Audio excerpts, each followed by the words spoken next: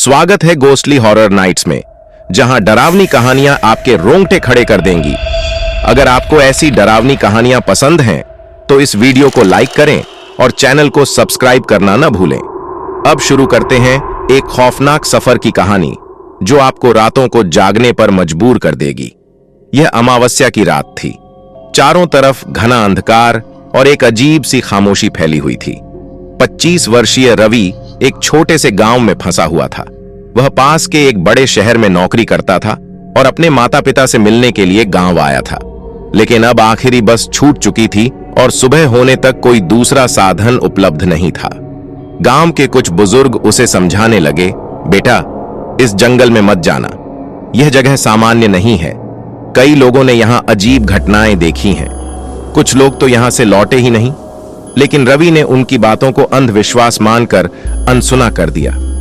उसने सोचा, यह सब मनगढ़ंत बातें हैं। अगर मैं यहीं रुका तो कल काम पर देर हो जाएगी। उसने अपनी टॉर्च ली और जंगल के रास्ते पर निकल पड़ा। जंगल के अंदर कदम रखते ही रवि ने महसूस किया कि यहाँ की हवा बाकी जगहों से अलग थी, भारी, ठंडी और खामोश। हर कदम के साथ पेड़ और घने हो रहे थे। टॉर्च की हल्की रोशनी पेड़ों की शाखाओं से टकराकर डरावने साएं बना रही थी। थोड़ी देर बाद रवि को ऐसा लगा जैसे कोई उसके पीछे पीछे चल रहा हो।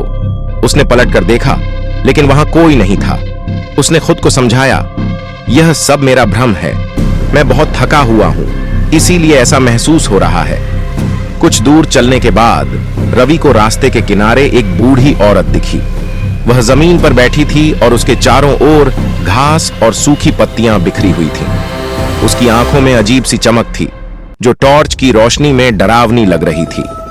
बेटा, बूढ़ी औरत ने धीमे स्वर में कहा, तुम इस समय जंगल में क्या कर रहे हो? रवि ने जवाब दिया, मुझे गांव के उस पार जाना है। रास्ता छोटा करने के लिए मैं जंगल के इस रास्ते से जा रहा हूं। बूढ़ी औरत ने मुस्कुराते हुए कहा, यह रास्ता छोटा नहीं, खतरनाक है। लेकिन अगर जाना ही है तो इस पगडंडी से जाओ। पर याद रखना, जो भी हो, पीछे मुड़कर मत देखना। रवि ने उसकी बात को मजाक समझा और उस पगडंडी पर बढ़ने लगा। जंगल और भी घना हो चुका था। अचानक रवि को पायल की आवाज सुनाई दी, जो धीरे धीरे तेज होती जा रही थी। उसने बूढ़ी औरत की चेतावनी याद करते हुए पीछे न देखने का निश्चय किया। लेकिन आवाज इतनी करीब लग रही थी कि उसका डर बढ़ता जा रहा था। तभी उसे एक औरत की धीमी सिसकी सुनाई दी।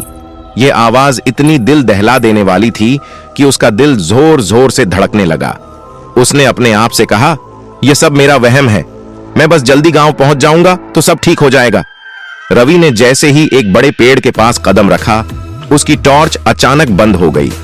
चारों तरफ घना अंधेरा छा गया। तभी उसे अपने सामने एक परछाई दिखाई दी। यह वही बूढ़ी औरत थी, लेकिन अब उसकी आंखें लाल और चमकदार हो चुकी थीं। मैंने कहा था, पीछे मत देखना, उसने कर्कश आवाज में कहा। रवि घबराकर पीछे हटने लगा, लेकिन वह औरत हवा में तैरती हुई उसके पास आ रही थी। उसका चेहरा विकृत हो चुका था और वह एक अजीब सी भाषा में कुछ बड़बड़ा रही थी। रवि ने अपनी पूरी ताकत लगाकर वहां से भागना शुरू कर दिया। लेकिन हर बार जब वह किसी रास्ते पर मुड़ता, तो उसे ऐसा लगता कि जंगल कभी खत्म ही नहीं होगा। उसकी दौड़ने की गति धीमी होती जा रही थी और उसका शरीर थकावट से चूर हो चुका था। तभी उसने देखा कि उसके चारों ओर अनगिनत परछाइयां घूम रही हैं। वे सब उस बूढ़ी औरत की तरह दिखती थीं।